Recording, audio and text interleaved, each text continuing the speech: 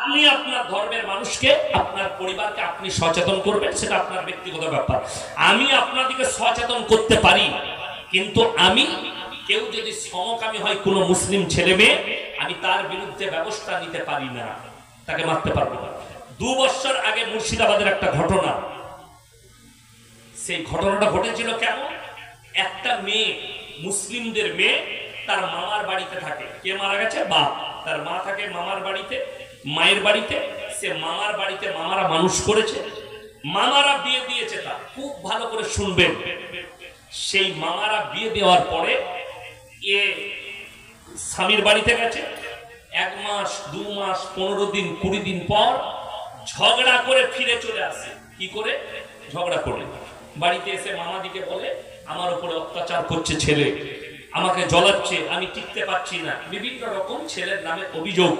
ছেলে ভালো নয়, কিন্তু ছেলে নামাজি, ছেলে ভালো ছেলে, দিনদার ছেলে।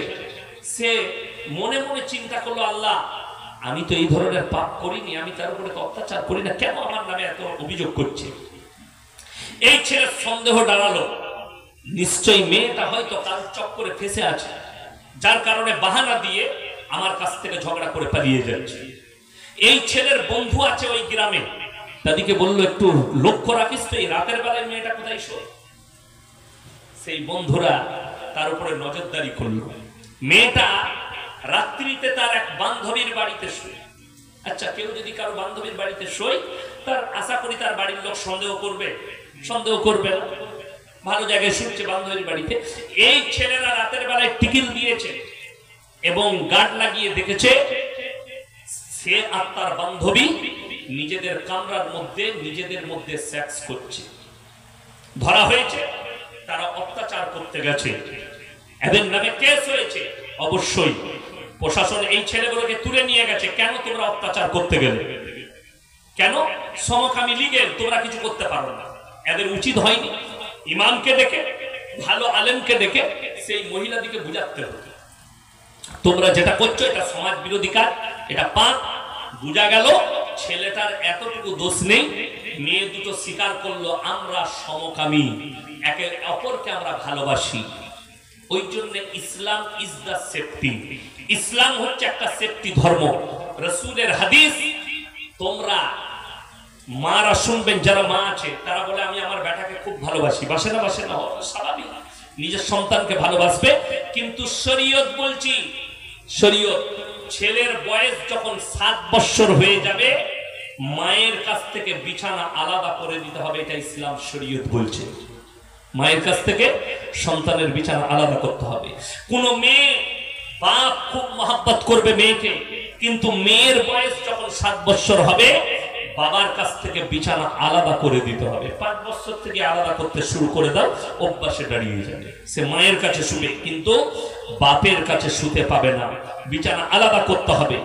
2টো মেয়ে, যুবতী বিটি ছেলে, 2টো মেয়ে ছেলে একটা বিছানায় শোয়া খুব ডেঞ্জার। 2টো পুরুষ একটা বিছানায় শুলে যত না ডেঞ্জার, 2টো যুবতী বিটি ছেলে একটা বিছানায় শোয়া তার থেকে মারাত্মক ডেঞ্জার। শরীয়ত বলছে।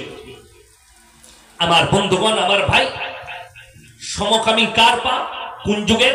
নবীজির যুগের পাপ না, হযরতে ঈসা নবীর যুগের পাপ না, হযরতে মুসা নবীর যুগের পাপ না, হযরতে ইব্রাহিম নবীর যুগের পাপ না। এই পাপ হচ্ছে হযরতে লূত নবীর কওমের যুগের পাপ।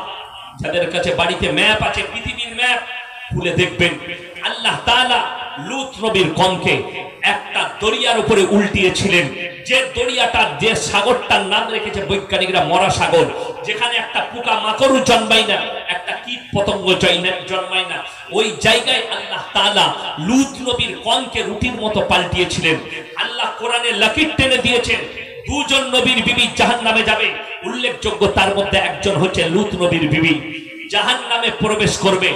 3টে মারাত্মক অপরাধ করেছিল। নাম্বার 1, আল্লাহকে বিশ্বাস না করা। নাম্বার 2, তার নবীকে বিশ্বাস না করা। নাম্বার 3, স্বামীর অবাধ্যতা করা। স্বামীর অবাধ্যতা কি? লূত নবীর বিবি বলল, আমরা আমাদের বাপ দাদুর কাল থেকে সমকামিতে লিপ্ত। তুমি আজকে বললে তো তোমার কথা মানবো না, আর তোমাকে নবী হিসাবেও মানবে। আমরা যাদেরকে মাবুদ বলে ভেবেছি তাদেরকেই মানি। এই লূত নবীর কওম জাহান্নামে, এবং লূত নবীর বিবির জন্য লাকির টেনে দিয়েছেন জাহান্নামী। আমার ভাই, আমার বন্ধুগণ, কোন যুবক যুবতী এরা যদি সমকামী হয়, তোমার বাপ যদি তাহাজ্জুদ গুজার হয়, তোমার মা যদি তাহাজ্জুদ গুজার হয়, তোমার বাপ যদি হাজী সাহেব হয়, আর জেনে রেখে দিবে তুমি যদি সমকামীতে লিপ্ত হও, তোমার বাপের 14 পুরুষের ক্ষমতা নেই তোমাকে দোয়া করে জান্নাতে নিয়ে যায়, তোমাকে জাহান্নামেই যেতে হবে। একজন নবী যদি তার বিবিকে জান্নাতে না নিয়ে যেতে পারে, তোমার বাপ 50 বছর তাহাজ্জুদ পড়ে তোমাকে কি করে জান্নাতে নিয়ে যাবে? তুমি পাপের সাগরে ডুবে থেকে মারা যাবে। এই পাপ জঘন্যতম পাপ। এটা এলো কোথা থেকে?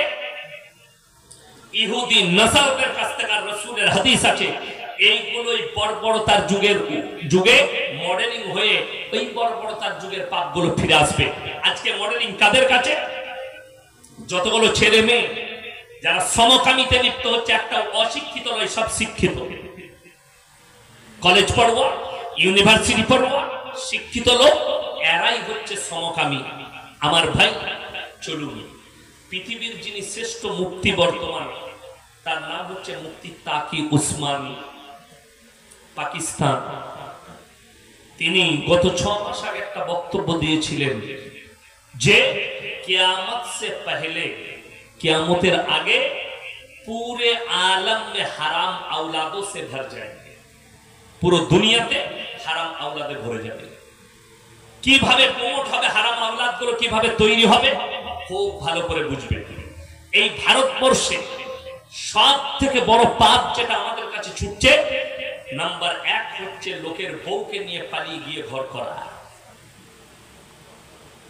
ঠিক বললাম না ভুল বললাম? লোকের বউকে নিয়ে পালিয়ে যাচ্ছে।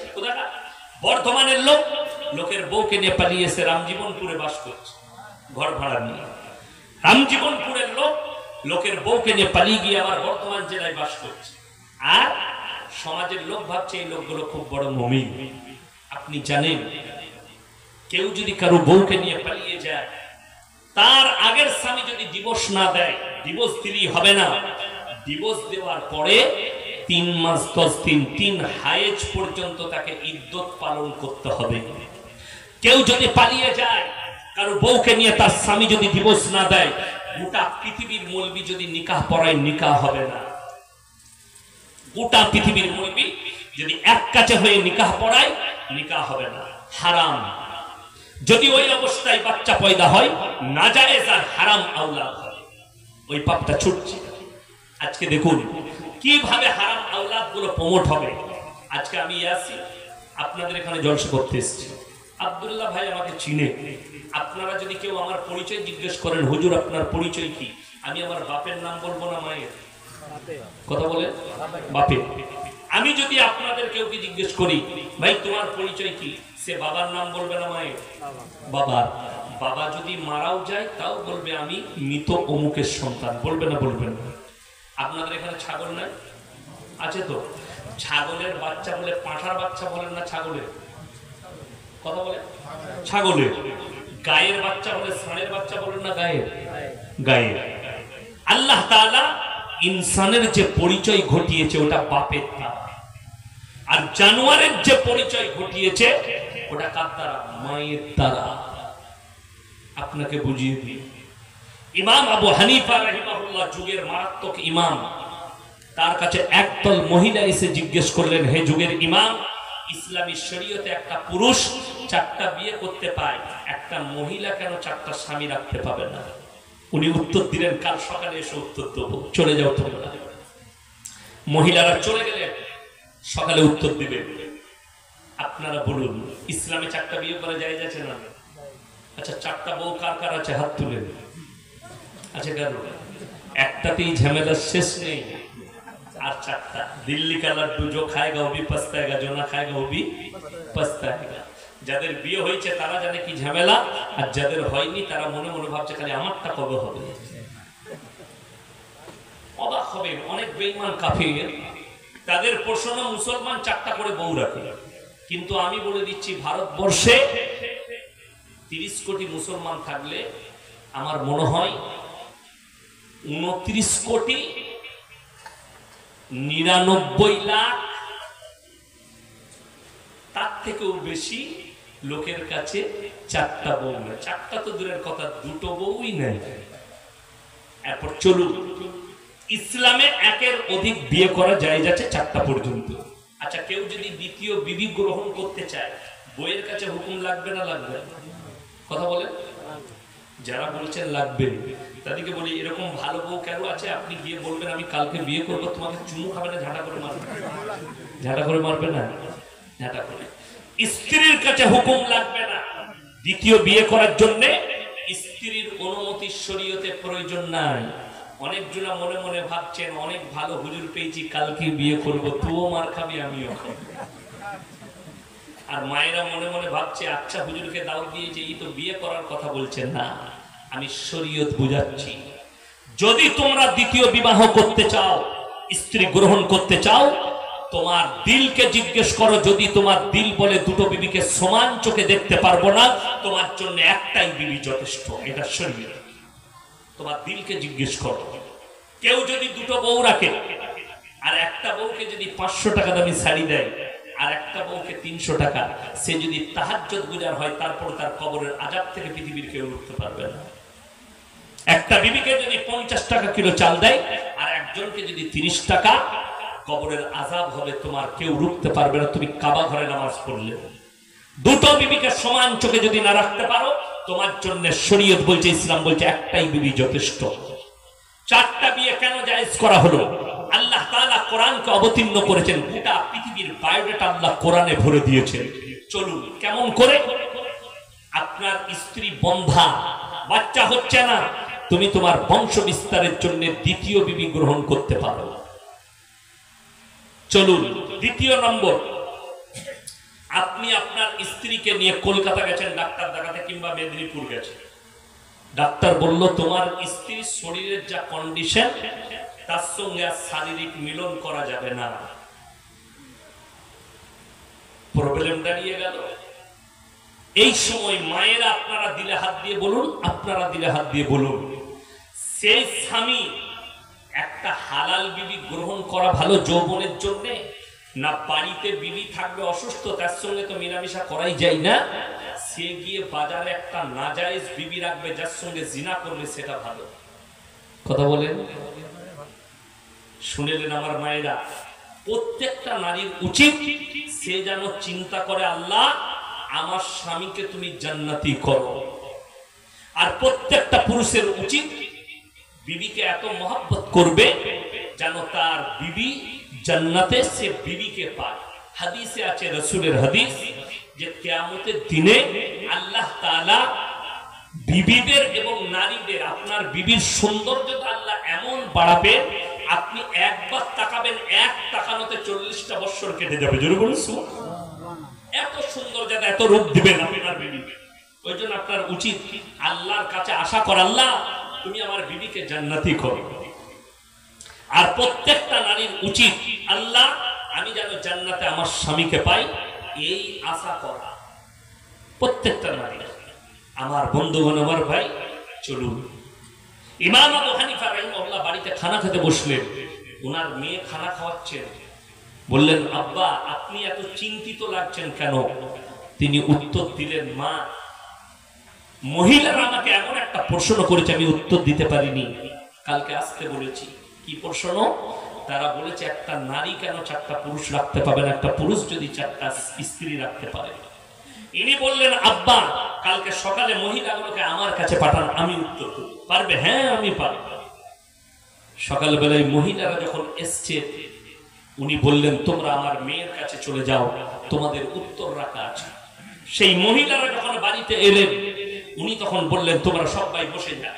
রওয়ায়েতে আছে, প্রত্যেকটা মহিলার হাতে একটা করে কাটোরা বাটি ধরিয়ে দিলেন, তোমরা পর্দার আড়ালে যাও আর নিজের নিজের স্তন থেকে দুধ বের করে নিয়ে এসো।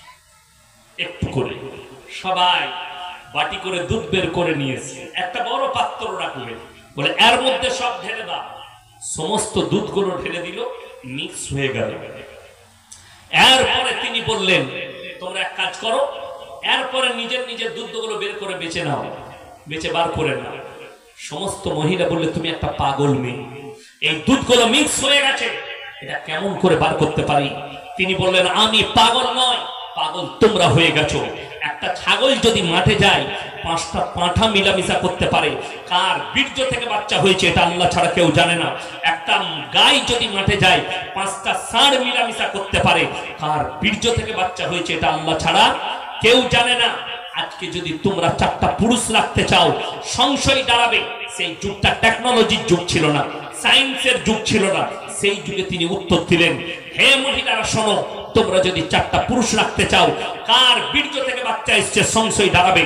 আর আল্লাহ জানোয়ারের পরিচয় ঘটিয়েছে মায়ের দ্বারা, আর ইনসানের পরিচয় দিয়েছে বাপের দ্বারা। তোমাদের মধ্যে আর জানোয়ারের মধ্যে কোনো ফারাক থাকবে না। আমার বন্ধুগণ যারা শিক্ষিত আছেন, যাদের কাছে বড় মোবাইল আছে, এই অ্যান্ড্রয়েড মোবাইল যাদের কাছে আছে, তারা তাড়াতাড়ি খুলেন আর মোবাইলে সার্চ করুন। লন্ডন, আমেরিকা, জাপান, জার্মান, উত্তর কোরিয়া, দক্ষিণ কোরিয়া, চাইনা, ব্রাজিল, আফ্রিকা, আমেরিকা, যতগুলো দেশ আছে বেঈমান কাফেরের, তারা তাদের পার্লামেন্টে পাস করিয়েছে। এরপর থেকে যে বাচ্চাটাই বেঁচে থাকবে, সে যদি ইচ্ছা করে নিজের মায়ের পরিচয়ই বাঁচতে পারবে, বাপের পরিচয় লাগবে না। তার মানে মা জিনা করবে এবং যে বাচ্চা পয়দা হবে তার বাপ লাগবে না, সে মায়ের পরিচয় দিয়ে বাঁচবে। এদের মধ্যে আর কোনো জানোয়ারের মধ্যে ফারাক থাকবে না। আর এই বাচ্চাগুলো শরীয়ত বলছে, ইসলাম বলছে হারাম এবং নাজায়েজ বাচ্চা, একমাত্র বাপের পরিচয় থাকতে হবে। এটা ইয়াসিন মোল্লা শওকত সাহেবের ছেলে, এটা অমুক, এটা অমুকের সন্তান, তার বাপের পরিচয় থাকতে হবে। যদি বলে এটা অমুক মায়ের ছেলে, বাপ নাই, সবাই আমরা বাপ না থাকলে কি বলি? হারাম আওলাদ বলি। এক বাপ মারা গেছে তাও বলে মৃত অমুকের ছেলে, বলে না? বলে না? বাপ যদি ছেড়ে চলে যায় তাও বলে অমুকের মায়ের অমুক জায়গায় বিয়ে হয়েছিল, অমুকের বাপ অমুকের ছেলে, এটা বলে না? বলে না? কিন্তু যদি এটাই পরিচয় না থাকে, 3 মাস আগেকার ঘটনা, ফেসবুকে